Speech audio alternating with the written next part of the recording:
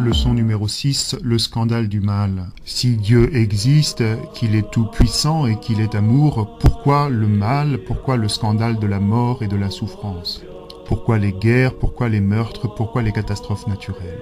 Comment Dieu permet-il cela? C'est la question du scandale du mal à laquelle il est si difficile d'apporter une réponse qui soit ajustée, et pas une réponse qui soit simplement impudique, mettant des mots maladroits sur la souffrance des autres. Dans cette courte leçon, nous voudrions simplement apporter 3 points, 3 petites lumières dans l'obscurité du mal. La première consiste à dire que Dieu ne veut pas le mal, qu'il ne veut pas la souffrance, qu'il ne punit personne, évidemment, et qu'il n'a pas créé la mort. Le livre de la sagesse, entre autres, l'exprime très clairement dans la Bible. Dieu n'a pas créé la mort, il ne prend pas plaisir à la perte des vivants, dans le chapitre 1 du livre de la sagesse. Dieu nous a créés libres, il a créé ce monde libre, car l'amour veut la liberté, et l'homme a usé cette liberté pour se détourner, s'éloigner de son Créateur, de Dieu, et ainsi la souffrance et la mort sont entrées dans le monde.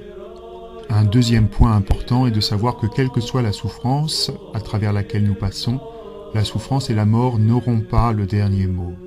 Le dernier mot appartient à Dieu, qui est venu nous sauver par le Christ et qui, par le Christ, a préparé pour nous une vie éternelle, une éternité de joie en sa présence. Qu'en est-il de la vie sur terre, cependant? C'est le troisième point. En attendant le ciel, nous souffrons, nous mourons, nous sommes dans un monde où les enfants souffrent et meurent, nous sommes dans une vallée de larmes, comme dit le Salve Regina. Dieu, dans le Christ, n'est pas venu sur terre pour supprimer la souffrance, mais il est venu pour souffrir avec nous, pour connaître notre souffrance, et ainsi pour remplir notre souffrance de sa présence. Lorsque quelqu'un que l'on aime souffre, les mots sont bien souvent maladroits, impudiques et insuffisants. Mais le fait de se tenir en présence de cette personne, afin qu'elle ne souffre pas seule, change et apporte plus de réconfort que tous les discours.